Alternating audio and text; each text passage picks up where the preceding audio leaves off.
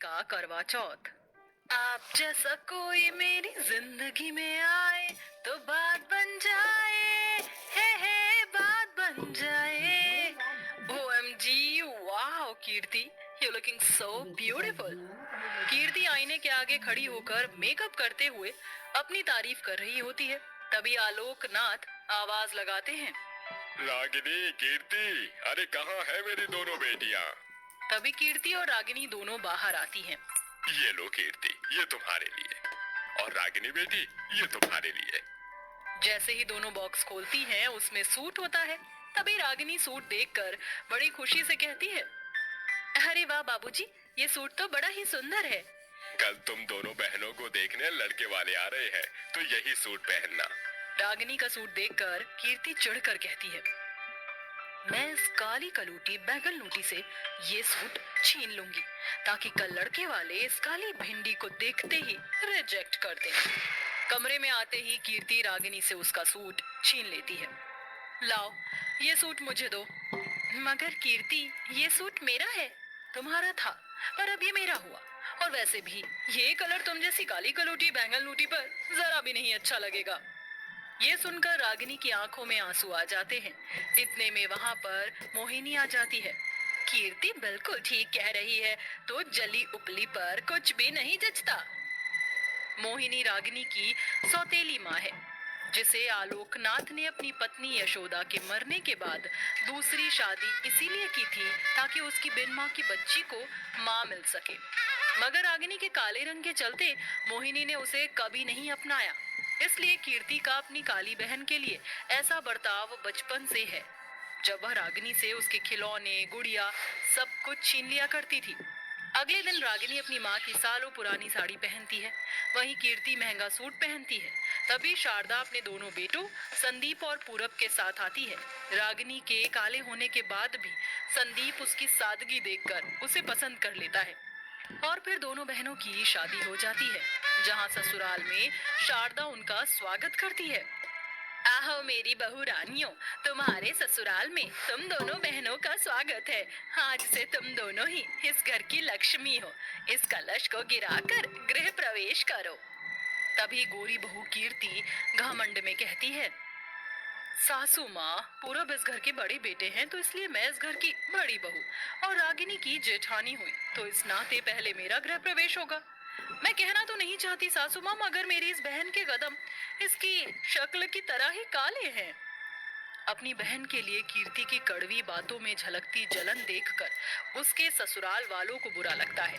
वहीं ससुराल के पहले दिन से ही रागिनी एक अच्छी बहू की जिम्मेदारियां संभालने लगती है, मगर कीर्ति सारा दिन अपने गोरे चेहरे के मेकअप में लगी रहती है। कीर्ति, जरा मेरी शर्ट प्रेस कर दोगी?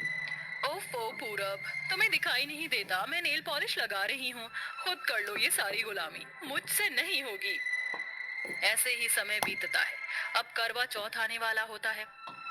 माँ, करवा चौथ में बस कुछ दिन बच गए हैं। इस बार तो आपके साथ मेरी दोनों भाभी भी भैया की लंबी उम्र के लिए व्रत रखेंगी। Of course Naina, after all शादी के बाद ये मेरा पहला करवा चौथ है। दोनों बहनें करवा चौथ को लेकर बड़ी खुश थी। वहीं मोहिनी अपनी सगी और सौतेली बेटियों के ससुराल भिजवाने के लिए बड़े ही फर्क के साथ करवा चौथ का सामान तैयार करती है। फल, मिठाइयाँ, मावा, मखाना, श्रृंगार का सामान, लिफाफा, साड़ी, मेकअप, नेकलेस सेट, सब हो गया। ये हो गया कीर्ति का करवा चौथ। और ये छोटी सी टोकरी उस कल्लो के लिए काफी रहेगी। मोहिनी अपनी काली बेटी के करवा चौथ पर सस्ती सी साड़ी और एक छोटी सी टोकरी भिजवाती है। वहीं अपनी सगी गोरी बेटी के लिए बहुत कुछ भिजवाती है। तभी कीर्ति अपना करवा चौथ का सामान दिखा दिखा कर रागिनी को जलाती है। सासू माँ, नैना, माँ ने मेरे लिए करवा चौथ में कितनी प्यारी साड़ी और सोने का सेट भेजा है। रागिनी अपने आंसू छुपाते हुए कमरे में आ जाती है और फूट फूट कर रोने लगती है। मेरे काले रंग के चलते मायके में जिंदगी भर तो माँ मेरे साथ फर्क ही करती रही, मगर शादी के बाद भी माँ ने मुझे ठीक से करवा चौथ का सामान भी नहीं भेजा। तभी संदीप रागिनी को रोते देखकर उसे समझाता है, रागिनी, रो मत। तुम जानती हो ना, मैं तुम्हारी आंखों में आंसू नहीं देख सकता, और वैसे भी करवा चौथ का व्रत तो तुम मेरे लिए रख रही हो ना। संदीप बिल्कुल ठीक कह रहा है बहू। और फिर वैसे भी करवा चौथ में तो सास सरगी देती है, इसमें सब कुछ है। ये ले।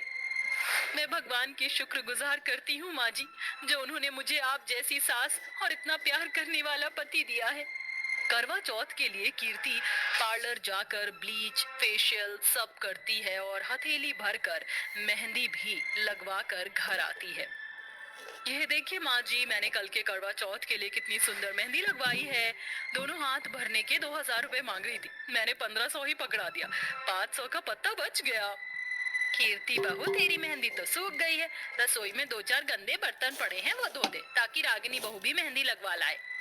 मैं और बर्तन घिसूं? माँ जी, आपका दिमाग तो खराब नहीं हो गया? पता चले साबुन लगने से मेरे गोरे हाथों की मेहंदी का रंग ही ना चढ़े। और वैसे भी रागिनी के काले काले हाथों पर कौन सा मेहंदी दिखने वाली है, वो तो छुप ही जाएगा, जैसे कि बादलों के पीछे करवा चौथ का चांद छुप जाता है। चलिए रागिनी भाभी, मैं आपका हाथ बटा देती हूँ। सारा काम खत्म करके बेचारी रागिनी सिलबट्टे पर मेहंदी पीस कर लगाती है और करवा चौथ के दिन भी भूखी प्यासी रहकर सारा दिन काम करती है। शाम ढलने पर दोनों बहनें 16 श्रृंगार करके तैयार हो जाती है। तभी रागिनी सुहाग की थाली लेकर अपनी बहन के कमरे में आती है। कीर्ति, शादी के बाद हम दोनों बहनों का ससुराल में आज पहला करवा चौथ है, इसलिए मैं अपनी सुहागी की थाली तुम्हें देना चाहती हूँ। ये लो। ये बोलकर रागिनी बड़े ही प्यार से सुहागी की थाली कीर्ति की ओर बढ़ा देती है। तभी कीर्ति चिढ़कर कहती है, 2 कौड़ी की काली कलूटी बैंगन लूटी, तूने सोचा भी कैसे कि मैं तुझसे सुहागी लूंगी? और वैसे भी ये सस्ती क्वालिटी का आलता सिंदूर और श्रृंगार का सामान मैं यूज नहीं करती। मैं कीर्ति हूँ, महंगा मेकअप लगाती हूँ। मेरा ये गोरा रंग है सही नहीं है। अपनी ये सुहागी ले जाकर किसी राह चलते भिखारन को दे दे और जाकर अपने काले पीले थोबड़े पर थोड़ा फेयर एंड लवली लगा ले ताकि करवा चौथ पर थोड़ी चमक सके। अपनी गोरी बहन के मुंह से इतनी बेइज्जती जिल्लत भरी बातों से रागिनी की आंखों से झरझर आंसू बहने लगते हैं। तभी शारदा वहां आ जाती है। कीर्ति बहू, इस तरह से करवा चौथ की सुहागी नहीं ठुकराते, ये अपशगुन होता है। सासू माँ, मैं ये शगुन और अपशगुन जैसी बातों को नहीं मानती। और पूरब, कब तक तुम बिस्तर पर मरियल की तरह पड़े रहोगे? जल्दी से उठकर तैयार हो जाओ, चांद निकलने वाला है। सभी के पति अपनी पत्नियों की तारीफ करते नहीं थकते, और तुम मुझ जैसी इतनी गोरी बीवी मिली है तो तुम मुझे देख भी नहीं रहे। कैसा डिस्ट्रॉय हस्बैंड मिला है मुझे। ऐसा कहकर कीर्ति अपने पति को कोसने लगती है। तभी जैसे ही पूरब बिस्तर से उठता है, उसे खून की उल्टी होने लगती है और कीर्ति के हाथों से सिंदूर का डिब्बा छूटकर जमीन पर गिर जाता है।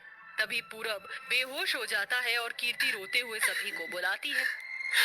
पूरब, आंखें खोलो, ये क्या हो गया तुम्हें? आंखें खोलो। माँ जी, नैना, जल्दी आइए।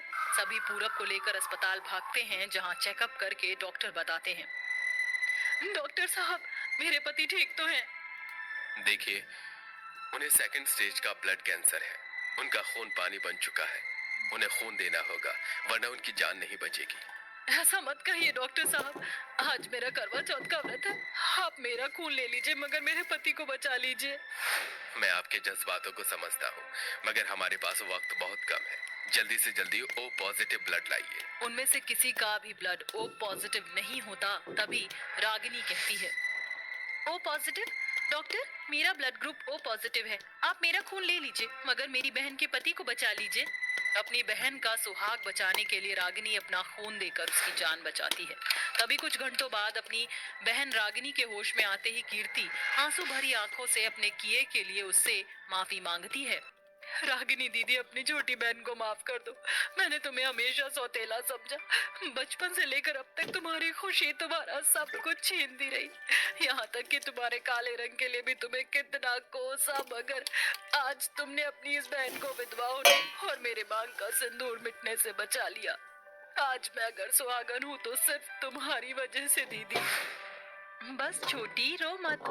पूरब जी अब ठीक है। आज मैं बहुत खुश हूँ। करवा चौथ के दिन मुझे मेरी बहन जो मिल गई। आखिर में शारदा दोनों बहू को घर ले आती है, जहाँ दोनों गोरी काली बहनें चौथ माता की पूजा करके अपने अपने पति के हाथों से पानी पीकर करवा चौथ का व्रत खोलती हैं और खुशी खुशी रहने लगती हैं।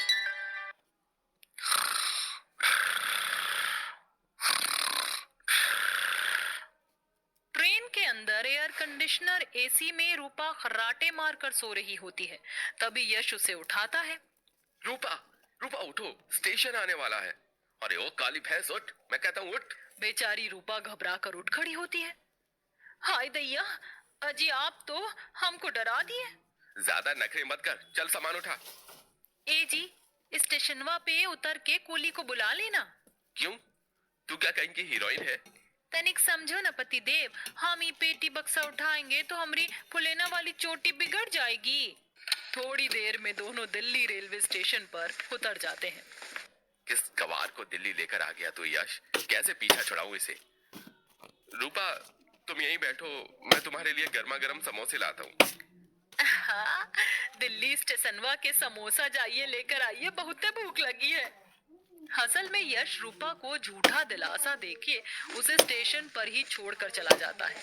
थोड़ी देर में शाम ढल जाती है। रूपा गवारों की तरह छाती पीट पीट कर रोने लगती है।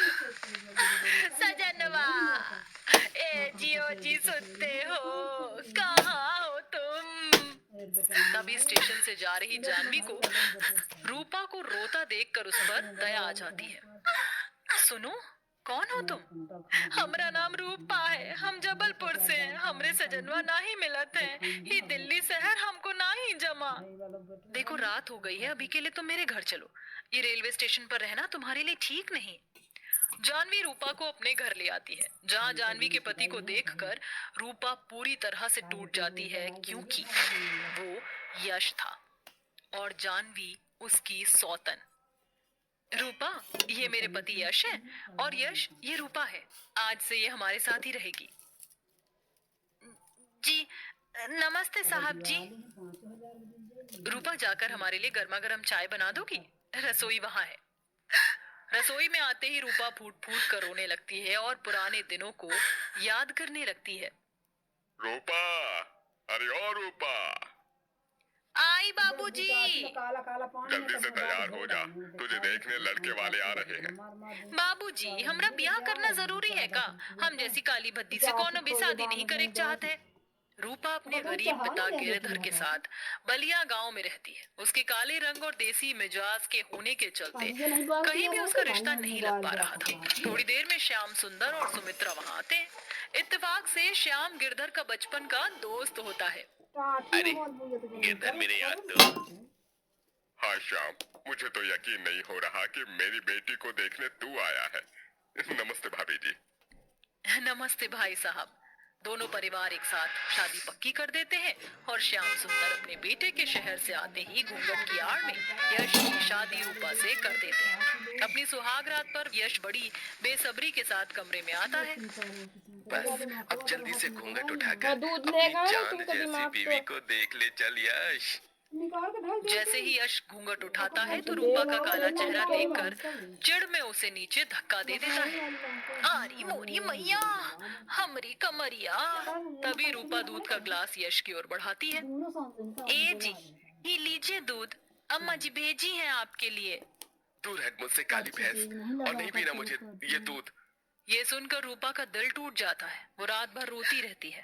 अगले दिन यश बहाना मार कर शहर लौट जाता है, जहाँ उसका अफेयर पहले से ही दिल्ली शहर की गोरी चिट्टी लड़की जानवी से था। खुदगर्जी में आकर यश अपनी पहली पत्नी के साथ लिए हुए 7 फेरों को भूलकर दूसरी शादी कर लेता है। 6 महीने बीत जाते हैं। अजी सुनते हो, मुझे लगता है बहू को यश के पास शहर भेज देना चाहिए। जमाना बड़ा खराब है। तुम ठीक कहती हो भाग्यवान। अपनी माँ सुमित्रा की तबीयत खराब होने की बात को सुनकर यश भागता हुआ गांव आ जाता है, जिसके बाद उसे रूपा को लेके शहर जाना पड़ता है, जहाँ तकदीर उस बेचारी काली बहू को उसकी सौतन के चौखट तक खींच ले जाती है। जैसे ही रूपा चाय लेकर कमरे में आती है तो अपनी सौतन को अपने पति के करीब देखकर उसकी आंखों में आंसू भर आते हैं। यश जैसे उसका साथ छोड़ देते हैं। मेम साहब चाय। अरे रूपा आओ ना। और एक बात, तुम मुझे मेम साहब मत कहो, जानवी कहो।